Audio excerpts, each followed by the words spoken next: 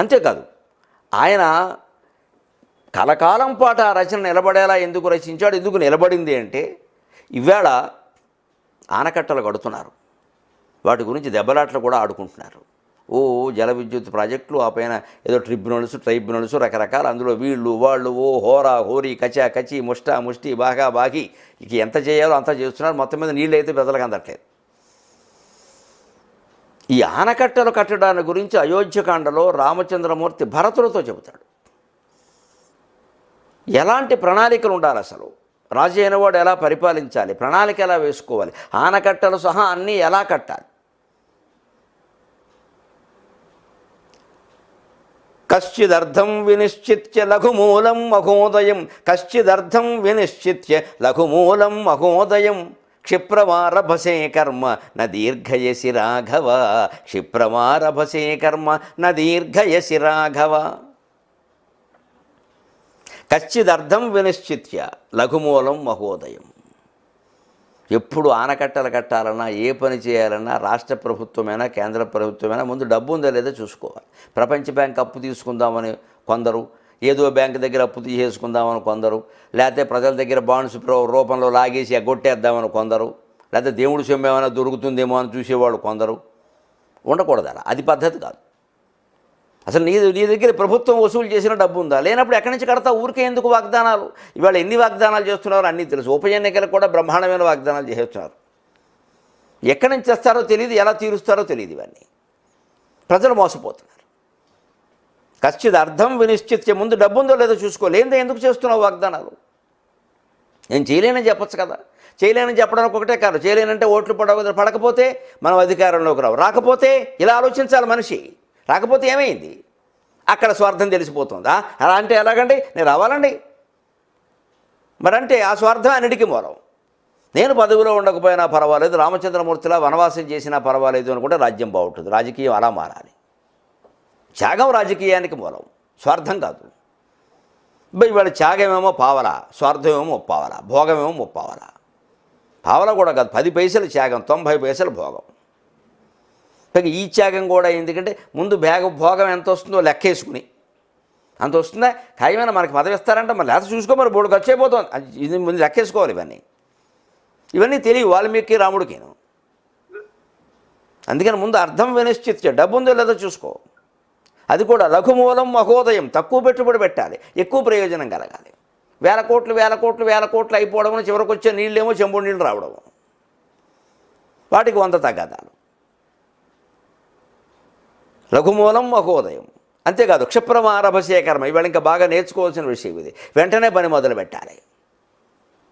నా దీర్ఘయసి రాఘవ, సాగదీస్తూ పోక. నెహ్రూ గారి కాలంలో పంచవర్ష ప్రణాళికలు ఉండేవి, ఇప్పుడు ప్రపంచవర్ష ప్రణాళికలు అయ్యాయి. ఎప్పుడు ఏది మొదలవుతుందో ఏది పూర్తవుతుందో తెలియదు. నాగార్జున సాగర సహా అన్నీ కట్టింది మొదలు ఇంకా నడుస్తూనే ఉంటాయి. ఇప్పుడు బేగా కుడికాలం మీది ఎడంకాలం మీది అని మాది అని కొత్త తగాదాలు మొదలవుతాయి. ఇప్పుడు మనకి వాల్మీకి రచించిన రామాయణం, ఆయన వాక్కు ఎంత ఆదర్శం అండి ఇవాళ రాజకీయానికి కూడా. ఒక్క రాజకీయమేనా, ధర్మాన్ని రక్షించడం కోసం అరణ్యకాండలో గొప్ప మాట చెబుతున్నాడు. వాల్మీకి రామాయణం ప్రధానంగా ధ్వనిపూర్వకంగా రచించాడు, ధ్వని ప్రధానంగా రచించాడు. అందుకే నేను వాల్మీకి సంబంధించిన ప్రశంస పద్యంలో, కట్టిన బట్టతో కటిక కానలకేగిన పుణ్యమూర్తికిని పట్టము కట్టినావు మృదుభావుక వీధులలో రసధ్వని అనే రసధ్వని ఆ కావ్యంలో ప్రధానంగా ఉంటుంది. ఆ రసధ్వని ఏమిటో చూద్దాం. అరణ్యకాండలో సీతాదేవిని రావణాసురుడు ఎత్తుకుపోతుంటే జటాయువు ఎదిరిస్తాడు. జటాయువు రావణాసురుడు ముందు సరిపోతాడా, ఎదిరించాడు. సరిపోతానా లేదా అని ఆలోచించాలా, ధర్మాన్ని రక్షించాలి, ప్రాణం పోతే పోతుంది అనుకున్నాడు. పెద్ద బలగాన్ని వేసుకొద్దామని చూడాల, వాడు ఎత్తుకుపోతుంటే బలగం అంటే ఎలాగండి. అక్కడ పాపం రావణాసురుడు వేసిన బాణాలండి జటాయువు మొహం నిండా గుచ్చుకుపోయాట. ఒక ముక్కు ఒకటే ఇలా కనపడుతోందిట. ఆ కళ్ళు ఇలా పాపం ఆ బాణాల మధ్యలోంచి అసలే ముసలివాడేమో పాపం ఇలా చూస్తున్నట్ట. మొహం నిండా నుదుటి మీద బాణాలు, బొగ్గల మీద బాణాలు, పెదవుల మీద బాణాలు, పాపం చెవుల మీద బాణాలు, శిరస్సు నిండా బాణాలు. ఎంత హింస అనుభవించాడో ఒక స్త్రీని రక్షించడానికి ఆ జటాయువు. ఈవేళ అత్యాధునిక సమాజంలో ఎన్ని అత్యాచారాలు జరుగుతున్నాయి, ఎన్ని ఘోరాలు జరుగుతున్నాయి. దేనికి మనం సిద్ధంగా లేము. కనీసం కార్యక్రమం పక్కనట్టండి, మాట్లాడడానికి కూడా మనకి భయమే. ఇది మాట్లాడితే వారికి శత్రువు అవుతామేమో, ఇలా మాట్లాడితే వీరికి శత్రువు అవుతామో, ఎందుకు వచ్చింది వదిలే. అందరం వదిలేసాం మొత్తం. ఎవరికి పుట్టిన బిడ్డరా ఎక్కెక్కి ఏడుస్తున్నాడు అన్నట్టుగా తయారైంది. అదే రామచంద్రమూర్తి కాలంలో ఆ రక్షణని జనమే ఎలా పాటించేవారు, జనమే ధర్మరక్షణకు ఎలా ఉండేవారు. జటాయువు రాజు కాదు, రాముడితో ఆయనకేం సంబంధం లేదు. సీత ఏమీ ఆయనకి మేనకోడలు కాదు. రావణాసుడితో పూర్వ వైరం ఏమీ లేదు. ఆయన సీతను కాపాడడానికి ప్రయత్నం చేశాడు. అసలు ముందు తన సామర్థ్యం సరిపోతుందా లేదా అని కూడా చూడాల. నేను వృద్ధుణ్ణి, నీ చేతిలో ప్రాణాలు పోతే పోవచ్చు, కానీ నా ప్రాణాలు పోయేంత వరకు నేను యుద్ధం చేస్తాను అన్నాడు జటాయువు. అందుకే వాల్మీకి ఆయన ఎలా వర్ణించాడు అంటే, ఈ మొహం నిండా బాణాలు గుచ్చుకుపోయే బాణాల మధ్యలోంచి పాపం అలా చూస్తున్నట్ట. ఇంకా వీడిని చంపడానికి ఏం చెయ్యాలి అంటే ప్రాణం పోయే వరకు ఆర్తరక్షణే తన ధర్మం అని ఈ దేశంలో ఒక పక్షి భావించింది. మనుషులమైన మనం ఎలా ఆలోచించాలో నిర్ణయించుకుందా వాల్మీకి జయంతినాడు. పక్షుల్ని కొట్టాడు వాల్మీకి అన్నారే, పక్షుల్ని కొట్టడం కాదండి, రామాయణం అంతా చూపిస్తే పక్షుల్ని మహోన్నతంగా చిత్రించాడు. అది చేసింది వాల్మీకి. పక్షుల్ని కొట్టేటువంటి వృత్తి నుంచి పక్షుల్ని ఋషులతో సమానంగా భావించేటువంటి చిత్రణ చేశాడు వాల్మీకి. దానికి ఆయనే కావాలి, దీనికి ఆయనే కావాలి. అందుకే తపస్సు తపస్సు తపస్సు. అందుకే నేను చెబుతాను, రామాయణానికి మూలమే ఒక బోయవాడి తపస్సు కదా. రాముడు తపస్సు చేసే శంభుకుణ్ణి చంపాడని ఎలా కల్పనలు చేస్తారండి. అందుకే ఉత్తరాఖండ కల్పన అని చెబుతున్నా మొహమాట పడకుండా, రామాయణం ప్రసంగం కాబట్టి. ఇందాక నేను నా ప్రసంగంలో అందుకే 6 కాండలు అన్నాను, 7వ కాండ ప్రస్తావన నేను తేను, అది కల్పన. అందులో శంభుక వధ ఉంటుంది. శంభుకుడు శూద్రుడు తపస్సు చేస్తే రాముడు చంపేసేట. వాల్మీకి తపస్సు చేయాలా రత్నాకరుడు? గుహుడు శూద్రుడు కాదు, ఆయన రాజ్యం చేయాలా, ఆయన పెద్ద నాయకుడు కాదా? శబరి ఎవరు? గిరిజన స్త్రీ, ఎస్టీ, ఆవిడ తపస్సు చేసింది. రాముడు వెళ్ళి పలకరించి నమస్కారం చేశాడు, పాదాభివందనాలు చేశాడు.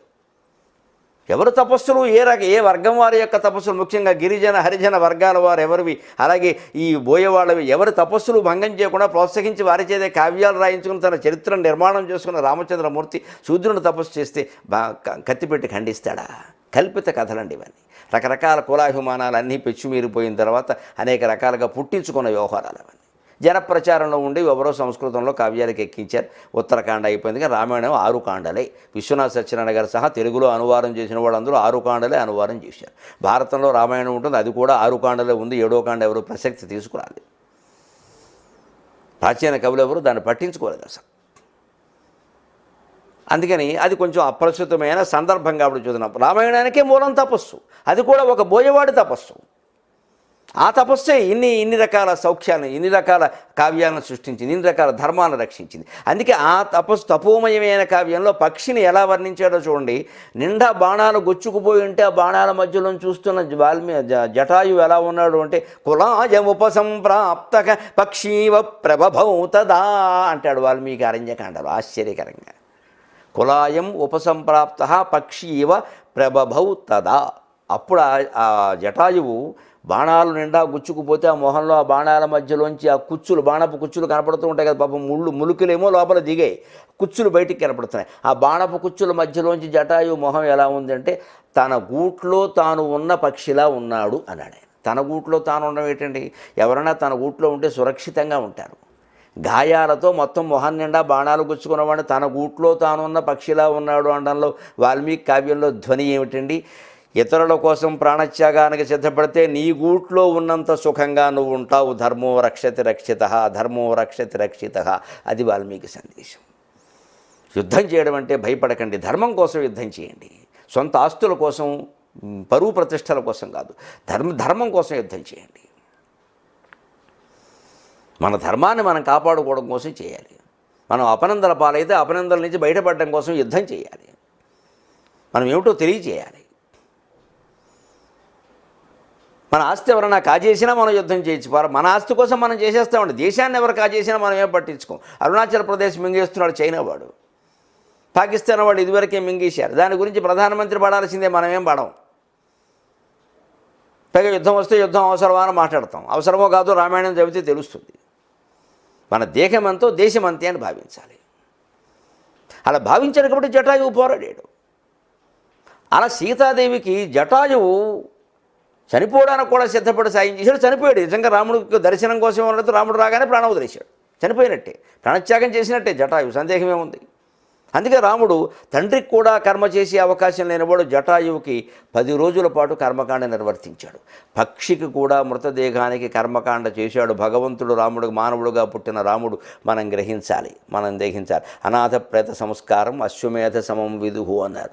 కరోనా రోజుల్లో మనం గుర్తుపెట్టుకోవాలి. అనాథ ప్రేత సంస్కారం అశ్వమేధ సమం విదుహు. మనకి సంబంధం ఉన్నా లేకపోయినా మృతదేహపు దహన సంస్కారాలకి మనం ఏమాత్రం సహకారం చేసినా అశ్వమేధ యాగం చేసిన దాంతో సమానం అన్నారు. అంత పుణ్యం అని చెప్పారు. ఎందుకంటే అవి తీసుకెళ్ళకపోతే, ఆ కార్యక్రమం జరగకపోతే సమాజం అంతా వ్యాధులు వ్యాపిస్తాయి. సామాజిక ఆరోగ్యాన్ని, పర్యావరణాన్ని దృష్టిలో పెట్టుకుని చెప్పిన మాట ఇది. మన హిందూ ధర్మంలో అన్ని మతపరమైన నమ్మకాలుగా ఉంటాయండి, కానీ అవన్నీ శాస్త్రీయమైన ఆచారాలు. గమనించాలి, అవన్నీ శాస్త్రీయమైన ఆచారాలే. మూఢాచారం ఏదో శాస్త్రీయ ఆచారం ఏదో బుర్ర పెట్టి ఆలోచిస్తే తెలిసిపోతుంది వెంటనే. మృతదేహాన్ని వెంటనే అక్కడి నుంచి వదిలించాలి. మనకేం సంబంధం అందరూ వదిలేస్తే కుళ్ళిపోతుంది అక్కడ. ముందు పిల్లలకు వస్తాయి వ్యాధులు, వీధుల్లో ఉండే పిల్లలకు వస్తాయి. ఎందుకంటే వాళ్ళకి పాపం వ్యాధి నిరోధక శక్తి తక్కువ, ముసలాళ్ళు ఎవరన్నా ఉంటే ఎగిరిపోతారు. పిల్లలకు వ్యాధి నిరోధక శక్తి తక్కువ, అందుకని వాళ్ళు ఎగిరిపోతారు. చాలా ఇబ్బంది అది. అటువంటి దృష్టిలో పెట్టుకుని ధర్మం కోసం యుద్ధం చేయాలి. ధర్మం కోసం అది అశ్వమేధంతో సమానం అన్నారు. అది వాల్మీకి